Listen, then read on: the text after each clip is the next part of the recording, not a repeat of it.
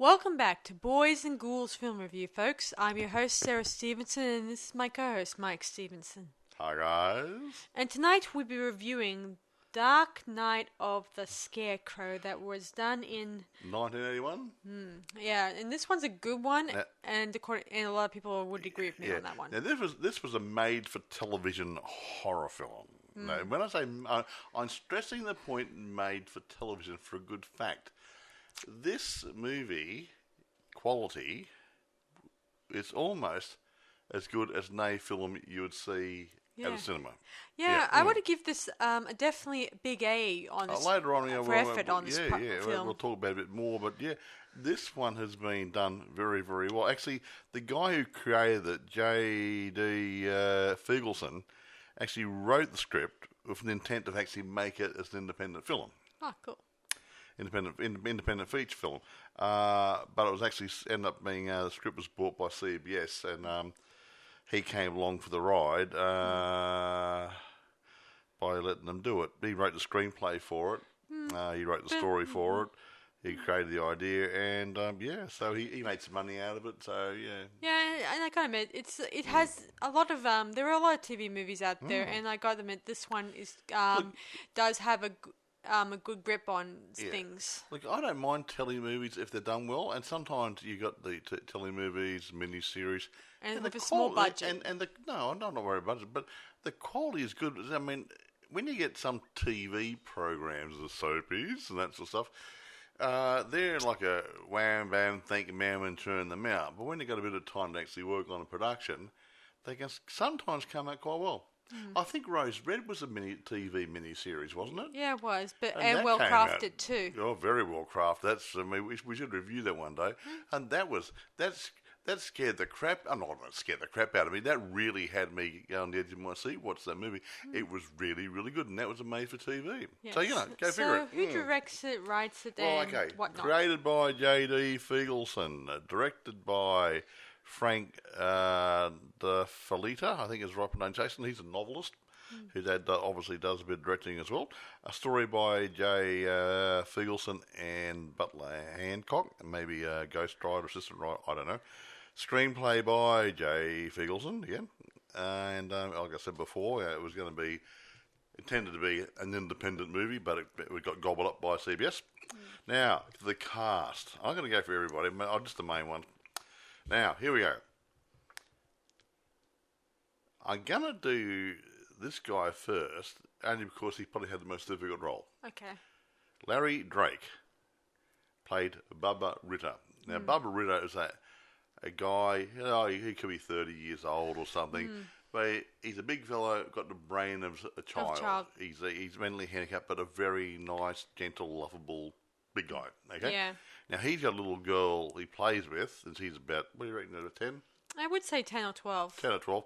And she's played by Tonya Crow. She plays Mary Lee Williams, and they're best friends, okay? There's nothing wrong. There's no pedophilia. It is just a nice, wholesome relationship. Yes. Now, wait a minute, reason saying that because the next person, Charles Durning, plays Otis P. Hazelrig, and he is a nasty guy who hates Bubba. He'd rather see him dead and out of the way than be part of the community. But there's an indication in the movie later on. And in Wikipedia. Okay, fine. There's an indication that Otis is actually the pedophile and not Bubba. Yeah, and he keeps spreading it to his friends and his neighbours that Bubba is a dangerous person. So, anyway, he's the mean guy. But we won't go into him too much because it'll be all discussed later during the tell. Robert F. Lyons plays Skeeter Norris, one of Otis's, I'll call them gang members, but the vigilantes. Yeah. Okay. Claude Earl Jones plays Philby. He's also one of Otis's vigilantes. Lane Smith plays Harless. He's also one of the gang. Now, I'll only mention one other person. Okay. Robert J. Costa, with a K, Koster. He actually plays the Scarecrow, but he's uncredited. Oh, that's a shame. No, well, you know when you got your Jason Voorhees and other guys, there's just sometimes somebody else is actually walking around with the mask on. Yeah, I suppose. Well, same deal. Yeah, because the other guy, Bubba played the one when he was alive, but the guy actually played the Scarecrow after he was dead was a different guy. So, yeah, interesting. So, there you go. They're the main players. Yeah, and this was filmed in under 17 days. Oh, wow, that's good. There was going to be an 8, but they scrapped it because they didn't have it needed anymore. The thing is, when you don't have lots of sets to build, and everyone's pretty much on the same page of what has to get done, and it's just wham, bam, thank you, ma'am, let's do one scene, next scene, you can get through it reasonably quickly. Also, guys, this bit is interesting. During the scene where there's a scene where Bubba gets shot, in this, not jumping ahead, and some of the free gun of the guns didn't work when they did the scene. So technically, I brought this up because recently we heard about Alec Baldwin and his shot incident. A couple of weeks ago, yeah. When you use prop guns, they're not always props; they're just real guns with blanks in them. So you really have to be careful. Yeah, somehow I think they need to do a fine check, safety check with the prop guns when I think about it. See, in Australia, I don't know about America, but in Australia, if you've got a film set, as far as I'm aware, if you have knives, I believe, firearms, guns, rifles, whatever, anything of that nature is a weapon, has to be in control of an armourer. No, I'm talking. Go on, I'm listening. An armourer is totally responsible for them. They are locked up when they are not being used. They are handed out to the actors, possibly even signed out, say, hey, okay, you took possession of this gun. When you come back, we'll sign it back in again. I don't know the full story, how it gets done on a film shoot. Now, with Alec Baldwin, someone's borrowed a gun, walked off, I gather, from what the news says, put some live rounds in it to do a bit of target shooting and brought it back and left some live rounds in the gun. Didn't bother checking it. Didn't. They left the bullets in the gun. Yeah. They weren't the prop master or the armourer. Now let me finish just for once. Sure. The person who was responsible for the guns, armourer, prop master, whatever, picked up the gun and said, oh, there's some cases in it, not a problem. They must be blanks. They didn't bother checking. As far as I can see by the news. And they've given the Alec Baldwin saying, hey, you got a cold gun, yeah, no worries, go do your scene. And he fires the gun towards the camera, doing a POV shot. And killed the director of photography. And wounded the other guy. What? Winded the director. Wounded the director and killed the other. Hello? Who's responsible? If they prosecute Alec Baldwin for this, it's not his fault. No. Unless he's a producer. He's responsible for everybody in his control. And if he hired the prop master and set the rules in place, he should have been a bit more responsible. I also heard that on the news that this person who handled the who didn't bother to who took out the blanks and replaced them with live rounds, that person has a history of doing bad on the film sets. Yeah, so I mean, that person shouldn't have been on that set. No. And to me, the guns, guns, knives, everything should be locked up and signed out to the people, put in a safe kept and all that safe, stuff. so people can't use them for anything or tamper with them. Yeah. Anyway. Okay. Anyway, let's get to this movie before I forget. So Brandon Lee died that way, didn't he? Yeah, actually. He got shot not Brandon Lee. Brandon Lee. Yeah, he got shot on a film set. Yeah. But we believe, from what I heard, it was a live round in one of the guns. Yeah. No, it was Anyway, moving on. So back to the story that I should mention. Tell the story. So I'll tell the story. Go. So it starts off with Bubba and Mary Lee. Playing in a bit of a field, singing the Rainbow Song. Or some sort of song, yeah. Or some sort of song that sounds like the Rainbow Song. It's a sweet song, yeah. Nice song, yeah. And they're making flower necklaces. Yeah, a bit like, you string them together like a lei, like they were doing in Hawaii. Yeah, and of course, it's nice. And Otis, what's his name? The postman? Otis, the postman, is watching them through binoculars. Yeah, you can see the pervert, we believe, and a pedophile and stuff. And he's actually watching her, but he's watching both of them. He's actually, we find out later, he's probably looking at her. He tells one of his mates about it, and they think that they should cease the friendship between Bubba and Mary Lee. That's just not right. Not right. Yeah. Anyway, the townspeople, they don't understand him. I don't know if in reality people do behave like this sort of thing with people with problems. I won't go into that. Anyway, move along the story, so would be nice. Mary Lee and Bubba, they're walking along. They come across a nice backyard full of has a nice garden. A nice garden stuff.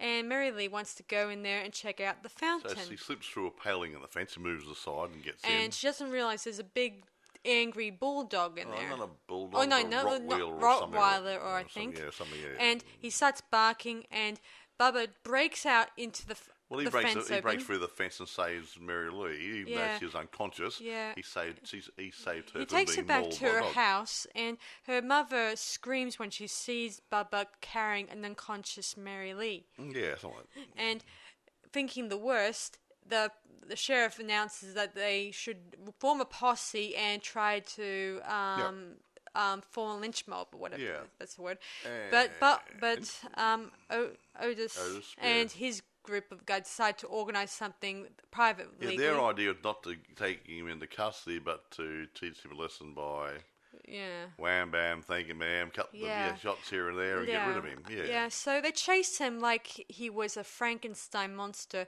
to his mum's house, and his mum hides him, and they play a sort of hiding game. Yeah, he dresses a bit like a scarecrow and goes to the field and stands there where the pole is.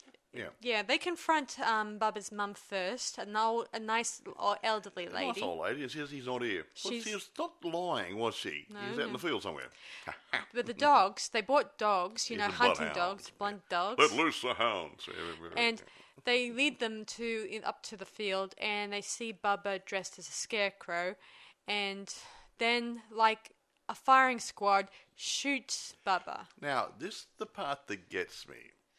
Okay, forgetting what you said about the guns playing up and whatever, and rifles, whatever.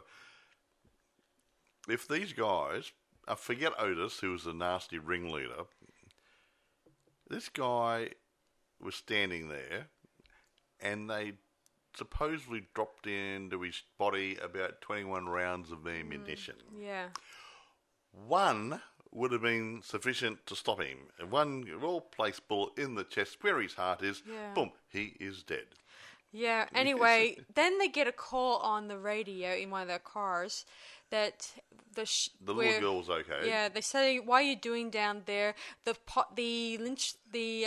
search party is called off because Bubba actually, the girl's okay, and Bubba actually saved her from being mauled by a dog. Yeah, realizing this, they're looking at severe jail time because they just killed an innocent man by killing him. Executing him, So Otis takes a pitchfork off the ground and puts it in his truck. Yeah, off his truck and places it in Bubba's hands. Yeah. And that's another funny part.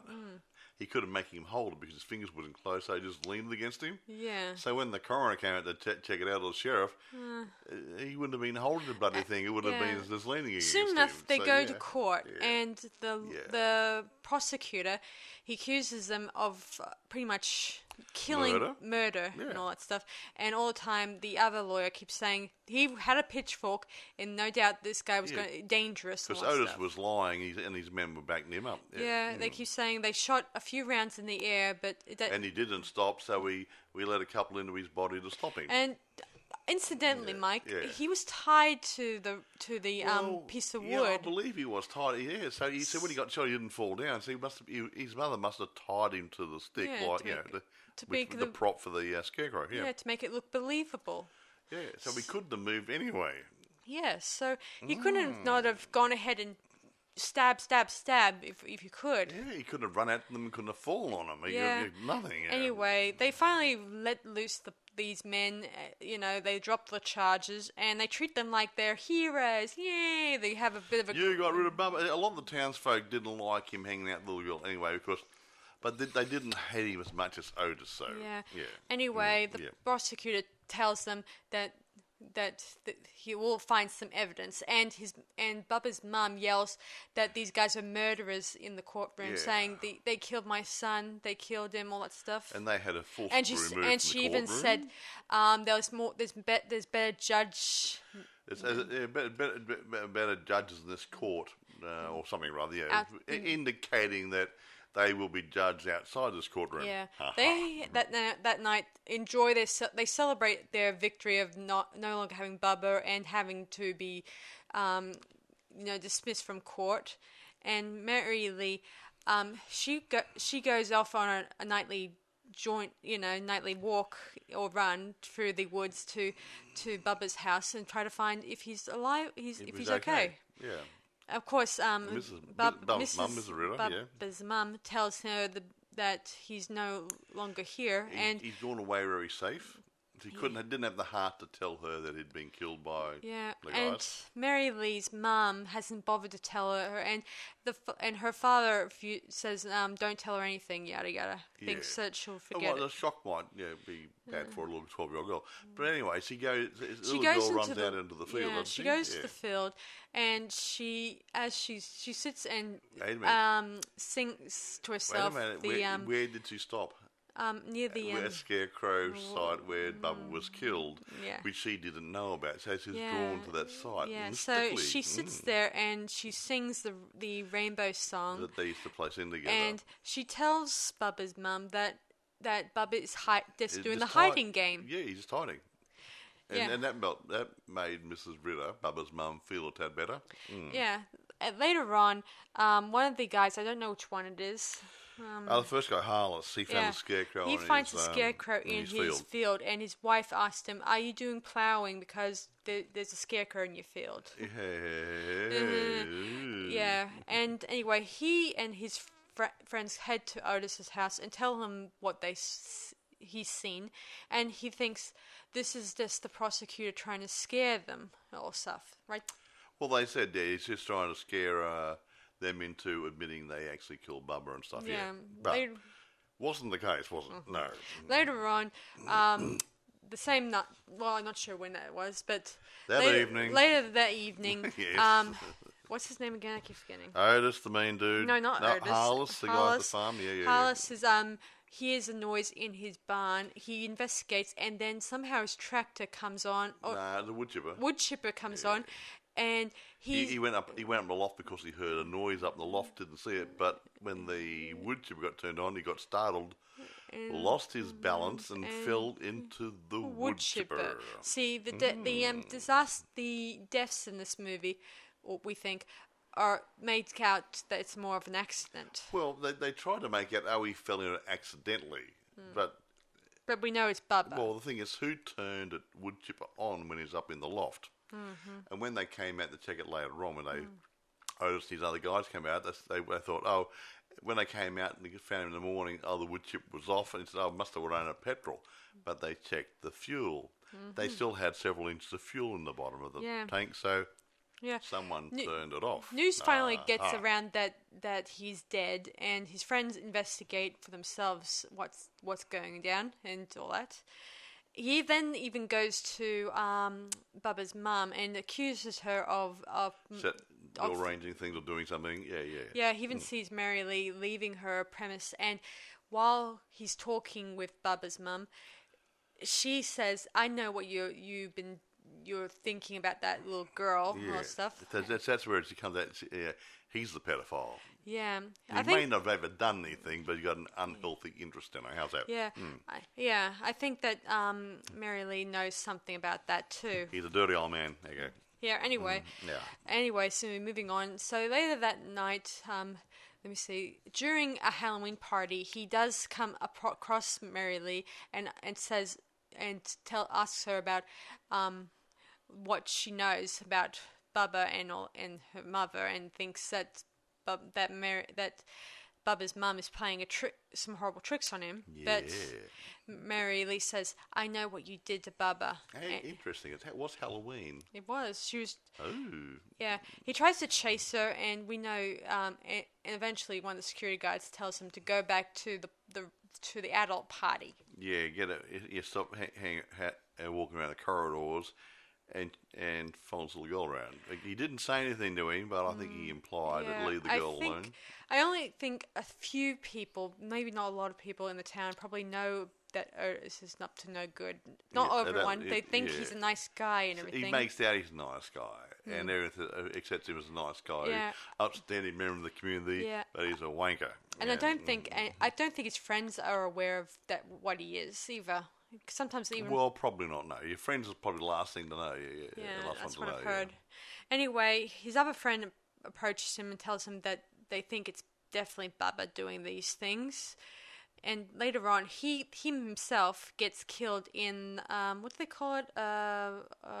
What's a silo? Silo. Yeah. He gets buried in wheat. That would have been, who was that? That was who was that one?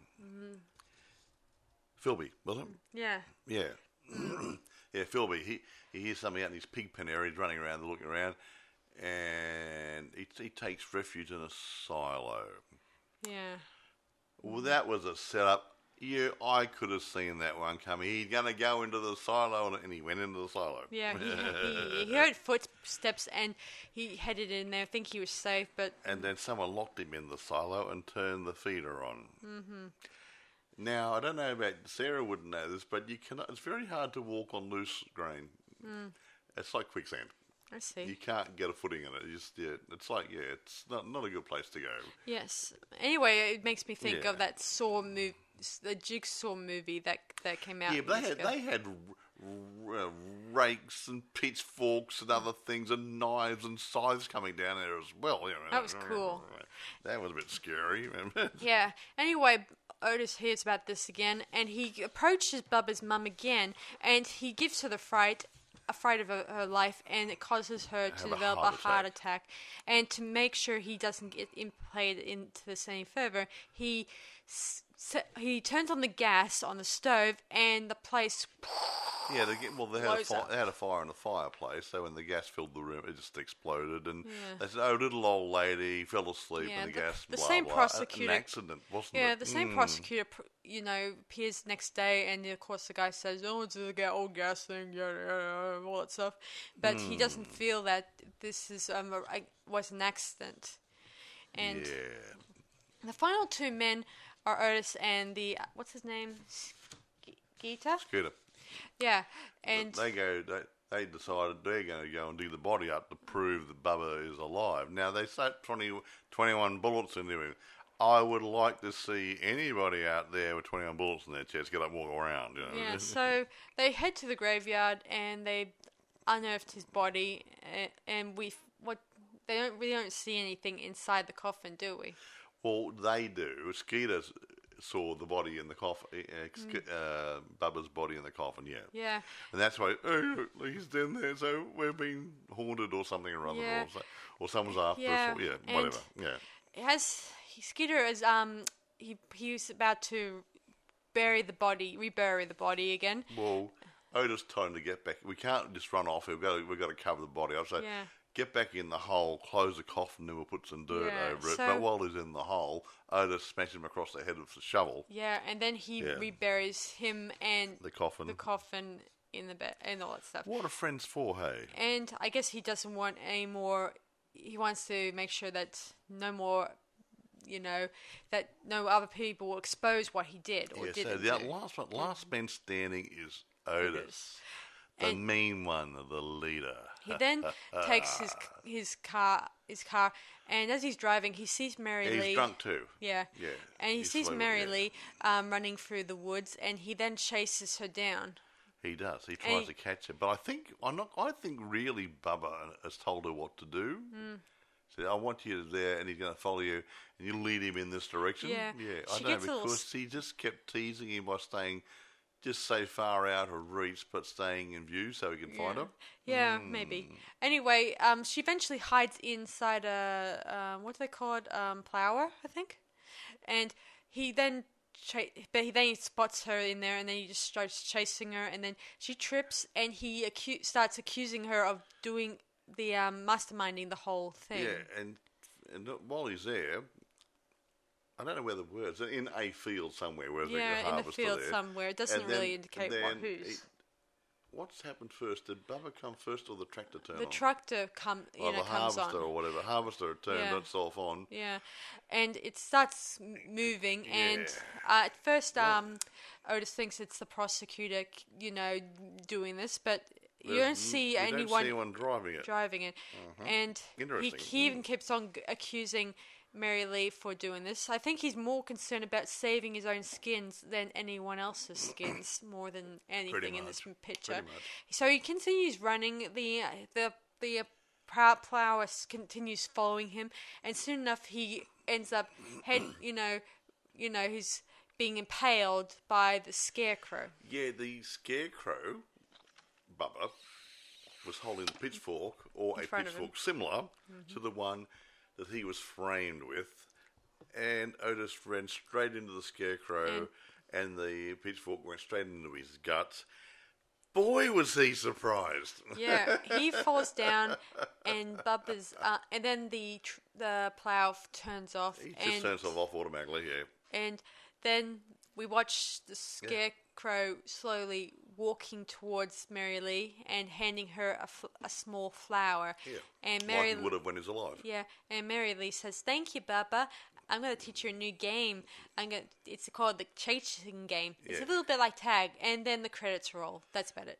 Groovy. A nice little friendly piece, this one, yeah. Yeah, I often thought, just like in a lot of movies, that Bubba was a victim, not a vengeful angel. No, the point that gets me is this. Yes, he was a victim, certainly. But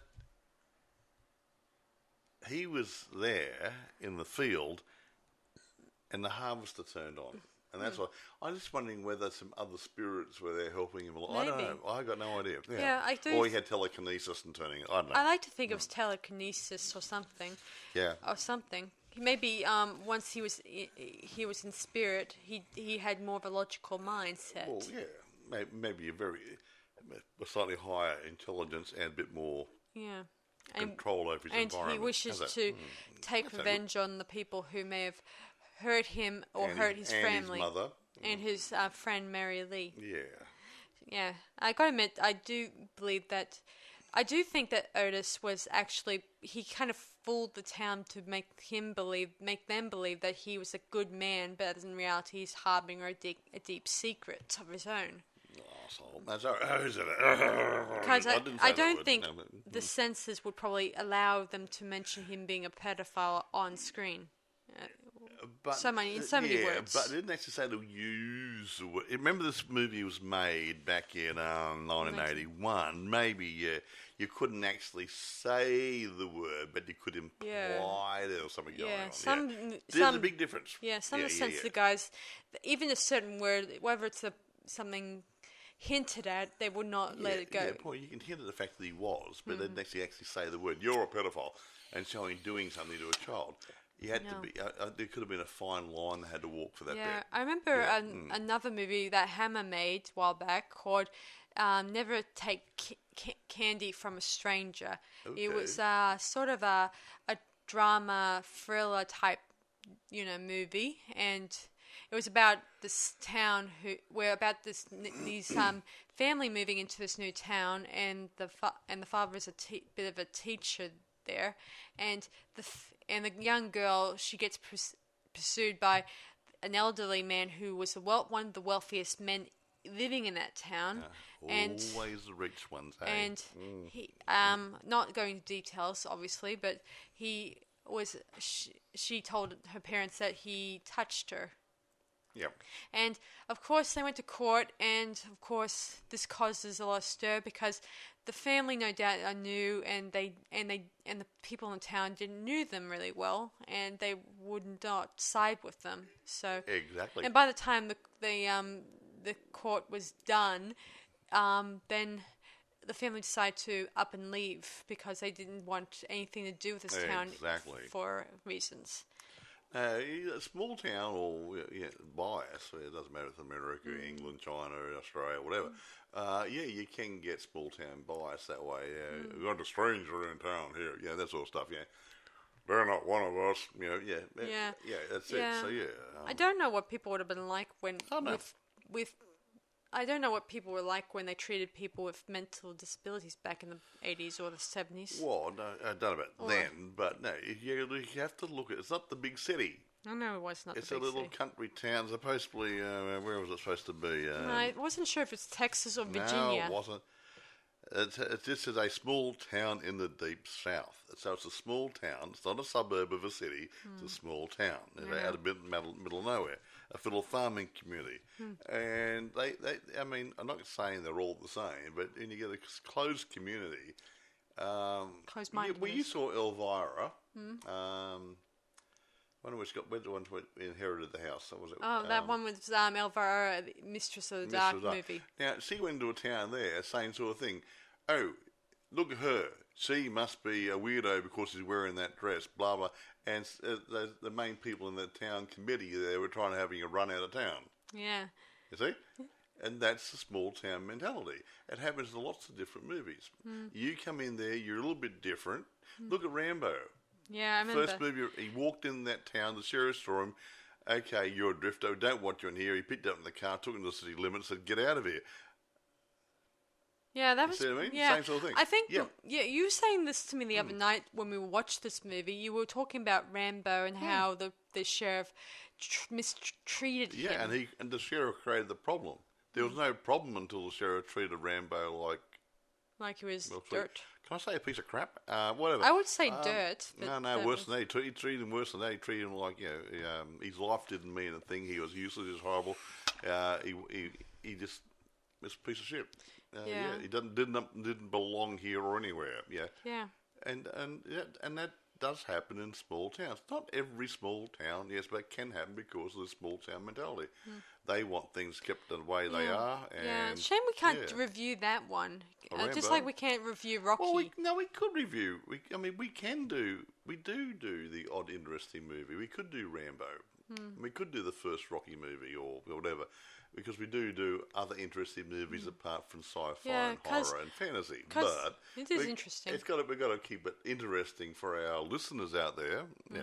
Well, anyway, I always thought Sylvester Stallone was great in both movies. Actually, I do like the spirit of Rocky. Me too. The guy down the bottom there was given a chance, and he went in there and took on a world title.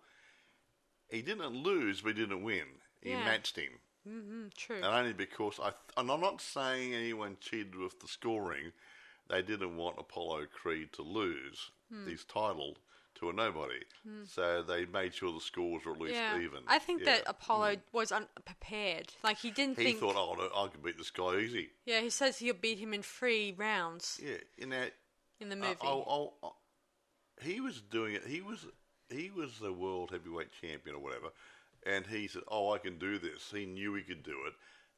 And Rocky had doubts whether he'd do it, so he gave more effort than Apollo Creed. Yeah. Or especially in his training regime. Yeah, he didn't think he needed to train as much. I certainly liked the franchise myself, even though some people didn't like probably the 5th movie. But I thought it was a good way of saying how people rise to power, rise to wealth, and then how they end up losing it all again. Yes, been there, done that. Yeah, and how this could happen in reality a lot. It do.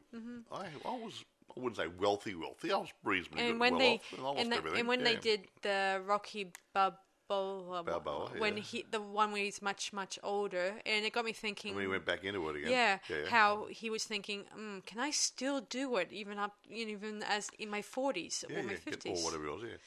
Yeah. Well, I often heard that boxers or wrestlers. Look, you've only got a couple of good years. You have only a few years, like say a few years, and then you retire. You get to the stage where your body starts to slow down a bit as well, and you get a bit of damage and stuff. So you got to draw the line. Okay, I'm still fit. I can still do it. I get another couple of years, or I got a few health issues going there. Like Rocky had a few health issues. Yeah, like he if he wasn't too careful, he might get blind or a brain issue up here or something. Yeah, whatever. Yeah, he said you had too many punches, but you got to get punched in the head. Yeah, true. Now you look at Muhammad Ali. I think, from my memory, when he was fighting, it was very rarely that anyone could get a shot in his head.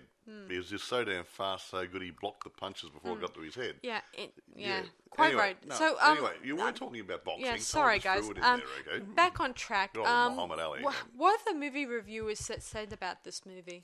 Good. One wanker said something else. Really, I would like to hear that, please, if it's not too much. Okay, look, basically, there's been at least half a dozen reviewers say it's a really good movie. 4 out of 5, 4.5 out of 5. They're saying this is good. Even when I mentioned the fact that for a tele movie it's damn good. One of the reviewers said something pretty much the same thing. I mean, tele movies and cinema movies, there's a slightly different way they make the films. I don't know whether they spend a bit less time making the tele movies. I do not know what it is. They just feel a bit different. This could have passed as a cinema movie, a good one, not a B movie, an A movie. And these guys who put it together did a good job. And all but one reviewer gave glowing recommendations and praises. I won't read through all because they're all pretty much the same thing. I'll give you one. Okay, one of the guys, I won't say which one it is, calling it a spooky masterpiece, praising the film's atmosphere, characters, and subtlety. It didn't ram it down their throats. It was a good horror, drama, whatever mixture, a bit of, whodunit, suspense, thriller. It all mixed into one. What's happening here? Okay, Bubba's come back to life. He's going, your spirit's going to get vengeance, right? What's going to happen next? That sort of stuff. And that was 4 out of 5. Another one says 4 out of 5. Another one here says a well-made movie, great acting, great directing, and plenty of spooky atmosphere. That's cool. Somebody else says something similar. It's proof that even TV movies can be effective if the makers are intent on producing something more than standard. And this is above standard. Yeah, I think so. What did the bad one say? I mean, the other one, I won't mention names, I might get a libel suit. The film was not without its detractors. Blah, blah, blah, from whatever, I'm not going to say who they are, gave the film 2 out of 5 stars, calling it laughable junk. And criticised Durning's casting as the main villain. Oh, brother. Who do you want? Tony Todd? Anthony Perkins? Hello? I don't think there's any problem with the casting. This guy wouldn't know, this person, I'm not going to mention the name, wouldn't know a good movie if they fell over it. Okay? Now, it is available through eBay. Plenty available. And there's plenty to watch on YouTube if you want to watch it there. Well, As a test run. Do a test run. If you like it, buy one. It's good viewing history. Amazon, you can rent or buy it through Prime. And I'm going to. I've got no production details here. I think the way it felt to me, there's a lot of location shooting. Real barns, real fields, real town, and I think they used to use real. A lot of location shots. I think real stuff. Not made up sets. That would keep the cost down, and which keeps the cost down. And there's no carpenters on site building sets and stuff. So that it could have been a fast. You said 17 days to make it, so they didn't have to make anything. So I think it must have been location shoots. Now for location shoots, that would obviously come up with a lot of local problems, space, so and so, traffic, yada yada yada, all the things you got to put up with, weather. So having said that, I can't talk about production or say it was a country town somewhere. And it felt good and it felt natural. It felt like a country town. The people felt like the country town. I think the casting was good. I mean, I can't fault. I'm going to give this. I seldom go up to a 10. But I'm going to do a 10 on this one only for the fact that as a telly movie or a mini TV series, what it's made for TV, I think it has surpassed the benchmark. I agree. So I'm going to give it a 10. Normally, if it's a real movie, like you're going for a cinema, maybe a 9, but because it's different... different type of movie. And I agree. Yeah. And I think this is a good movie to watch on Halloween if you want to. Well, yeah, it's got a bit of a Halloween. They had a Halloween party, and so it was supposed to be around Halloween. And the Scarecrow, well, that sort of That's a Halloween feel to it. Yeah. Wasn't going for a pumpkin patch there at one stage? Yeah. That harvester or whatever? Yeah. Well, yeah, see, all the jack-o'-lanterns got chopped up by the harvester. Whatever. So I'm going to rate this. I'm going to give it a 10. What are you going to do? I'm going to rate it 10 out of 10 myself. Because for what it is, a TV movie, they seldom come up with standard. So, yeah. Yeah. For what it is. Yeah. And now, I'm going to just go back a little bit. Tonya Crow, who played the little girl, Maylee Williams. Mm-hmm. I saw her in this movie and thought, I wonder what she did. The camera liked her. As a kid actor, and kid actors can be really a pain in the neck to watch, listen to. They come over too fabricated, and like someone's got their hand at the back saying, "Say these words, little child." She seemed so good and natural, but she didn't do much after this. Did a couple of bit parts here and there. She was in a TV series in between 85 and 86 called Who's the Boss? I couldn't even find her on the credits, so it must have been a small part. Knots Landing in 1997, back in the cul-de-sac, mini-series two-parter. Couldn't find a name in the computer anywhere. So I just see, for some people just have all luck and some people just don't. And I don't know why she didn't. Me neither. Yeah, I was quite surprised. Poor. Yeah, I don't think she must. I thought she was good for a kid. Yeah. I mean, it's like Macaulay Culkin. Now, I mean, he I'm not saying he's a great actor, but when he was in there, he was a really precocious little kid, very fun. But he had a different style of acting. Now, he could have done some other type movies, get into comedy and stuff, but he just fell off the planet too, didn't he? Yeah. Well, after he did all his kid contracts and stuff. I've seen him a few years later, but he's not what I've. He's not a leading man material. Yeah, I can't see him. I mean, I've seen other kid actors, and some of them have pulled their socks up and done a good job. Yeah, do adult like movies. Yeah. The kid from Charlie and the Chocolate Factory. He's now he's become the good doctor. He's become the next. He's in Bates Motel, the TV series. The good Freddie Highmore, yeah. Yeah, and he's done the Good Doctor. Yeah, Freddie Highmore, yeah. And a number of other appearances. Yeah, and look at the guy who did Harry Potter, Daniel Radcliffe. He did those series of movies, 8 movies or something, and now he's doing adult roles. Yeah, and he's doing them quite well. Yeah, and there's this other kid. I'm not sure he's a kid because he's a teenager. He's did 13 Reasons Why, and he's done a lot of other movies and other appearances here and there. Yeah. And he even appeared in a Ghostbusters movie. Not Ghostbusters. I mean Goosebumps movie. Movie, sorry. I feel a bit goosey myself some days. Yeah, so I guess some kid actors go far, but others don't. Lucky, yeah.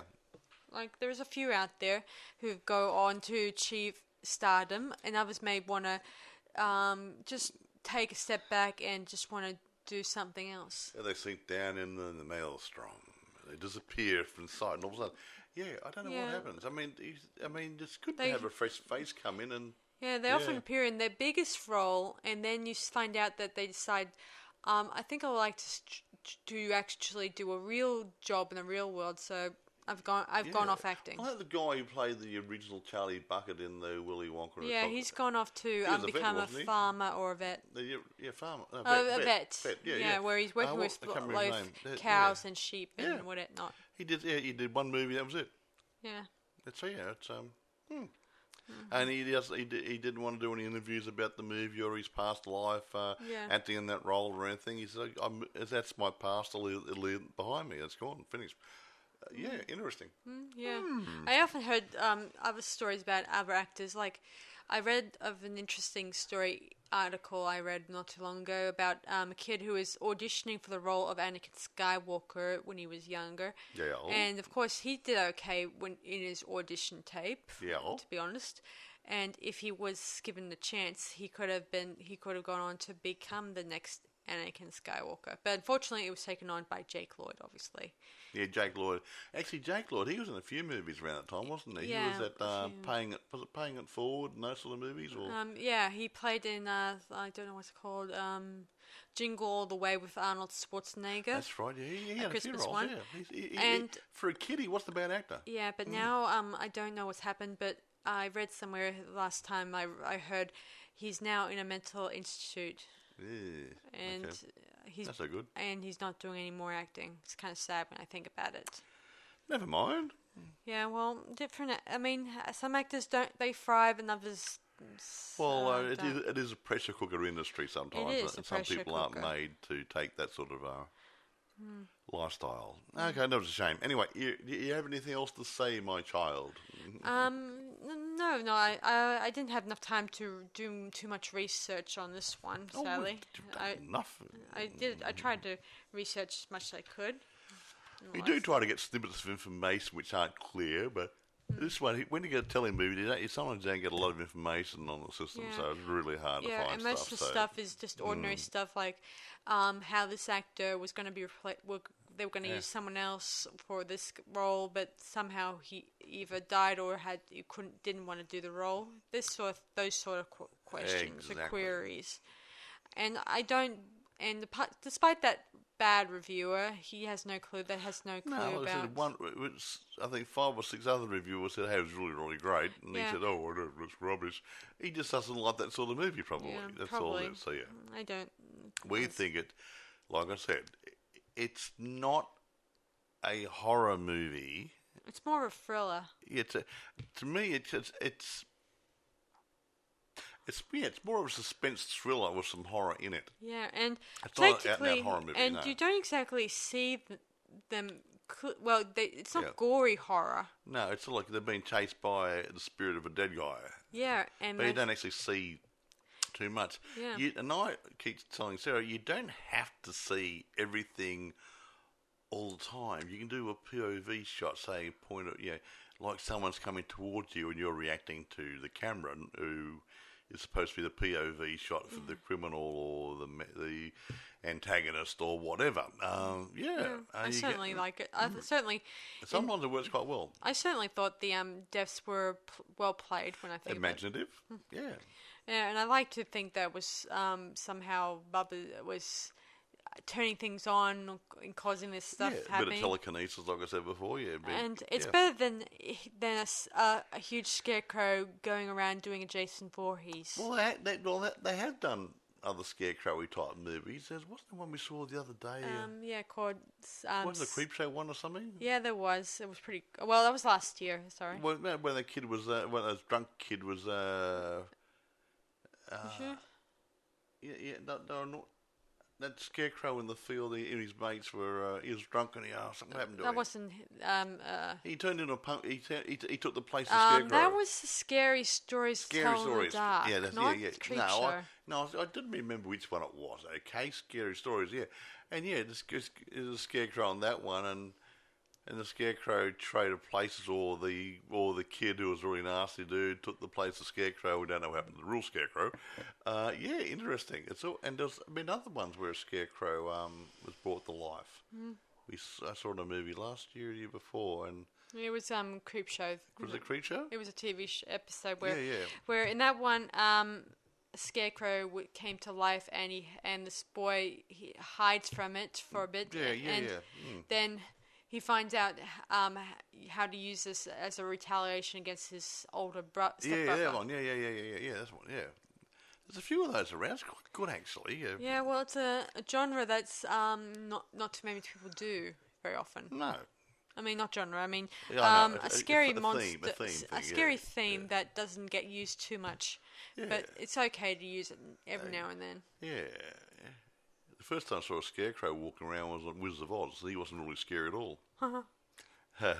Ray Bolger, I think, was it? I can't remember. Yeah, totally. I know, Anyway, yeah.